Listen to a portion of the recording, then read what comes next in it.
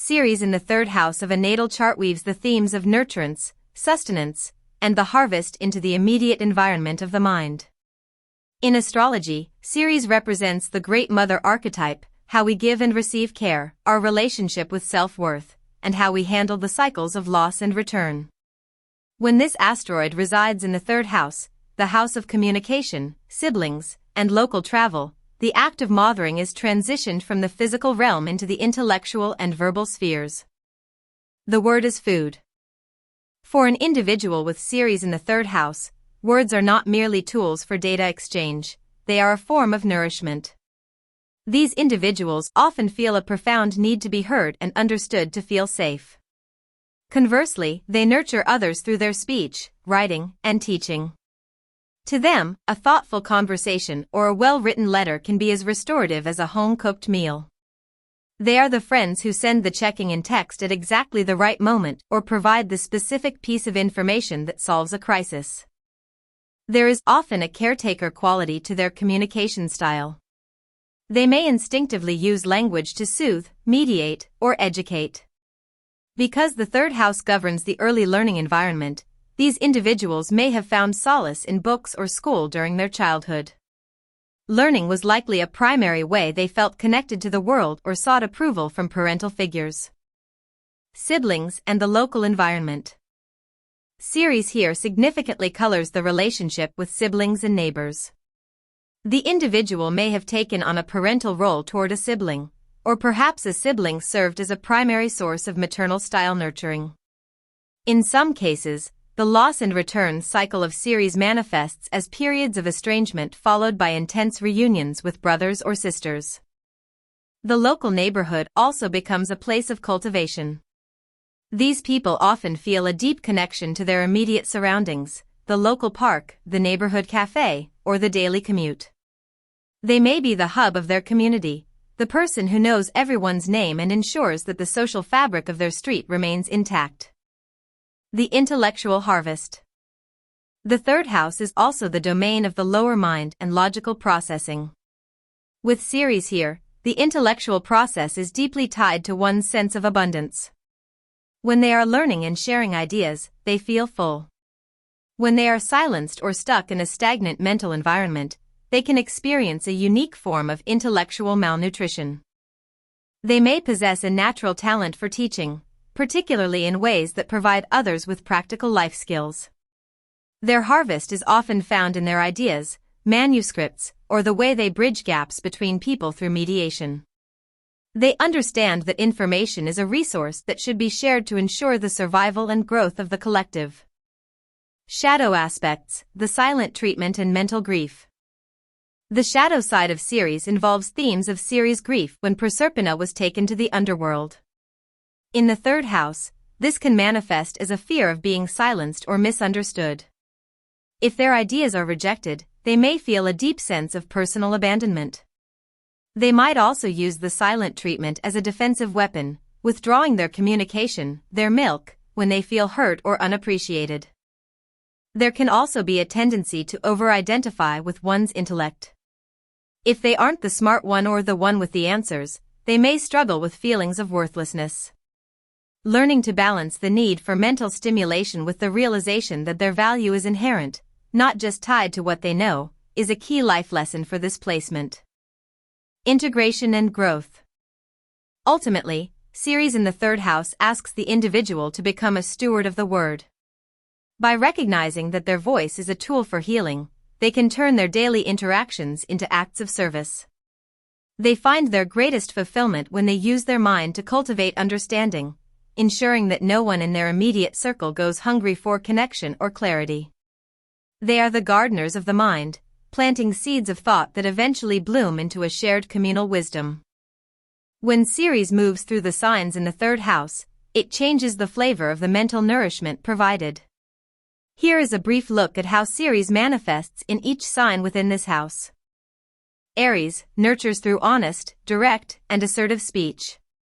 They encourage others to be independent and brave, often acting as a mental cheerleader who pushes people toward action. Taurus provides steady, grounding communication. They offer practical advice and likely have a soothing voice. They value common sense as a form of intellectual security. Gemini, a true information gourmet. They nurture by sharing facts, trivia, and jokes. To them, keeping the conversation flowing is how they show love and keep the connection alive. Cancer, deeply empathetic and intuitive communication. They can sense what others need to hear. Their words are protective, soft, and focused on emotional safety and nostalgia. Leo, nurtures through praise and creative storytelling.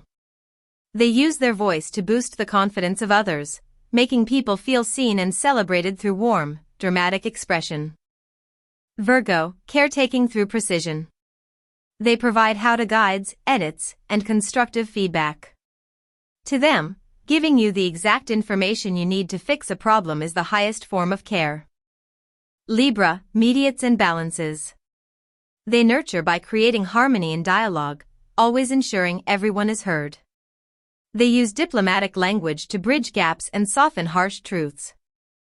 Scorpio, nurtures through deep, investigative honesty. They aren't afraid of dark topics and provide support by helping others navigate psychological depths or uncovering hidden truths. Sagittarius, provides nourishment through wisdom and perspective. They act as the philosophical guide, offering hope and a big picture view to help others find meaning in their struggles. Capricorn, nurtures through structure and authority. They offer tough love and realistic, disciplined advice. They value tradition and respect in communication, providing a sense of mental stability. Aquarius, nurtures through intellectual freedom and networking.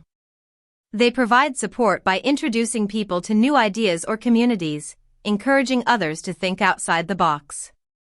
Pisces, communicates through poetic or non-verbal empathy. They nurture by listening without judgment and often use metaphors or artistic language to soothe the psychic wounds of others.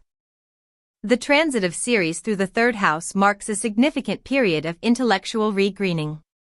While natal placements describe our inherent nature, a transit represents a seasonal shift in our environment. When the asteroid of nurturance and the harvest moves through the house of the immediate mind, siblings, and local surroundings, the focus of our personal growth shifts toward how we consume and distribute information. It is a time for tilling the soil of our daily perceptions and reconsidering how we feed our intellect. Cultivating the daily mind. During this transit, the pace of daily life often takes on a more rhythmic, intentional quality. The third house governs our routine, the commute, the morning coffee, the casual chat with a neighbor.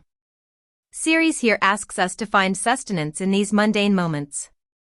We may find ourselves more drawn to local community gardens, neighborhood libraries, or local activism. The desire to feel at home in one's immediate vicinity becomes paramount. Intellectually, this is a period of mental nesting. You might feel a sudden urge to organize your digital files, curate your social media feeds to be more nourishing, or return to a field of study that once brought you comfort.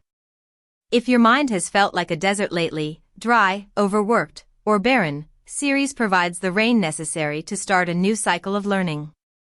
It is an excellent time for taking short courses or picking up a hobby that requires manual dexterity combined with mental focus, such as craft work or journaling. Healing through dialogue. Because Ceres is deeply tied to the myth of loss and reconciliation, its transit through the third house often brings up the need to heal relationships with siblings or extended family. If there have been fallow periods in these connections, this transit provides the emotional nutrients needed to bridge the gap.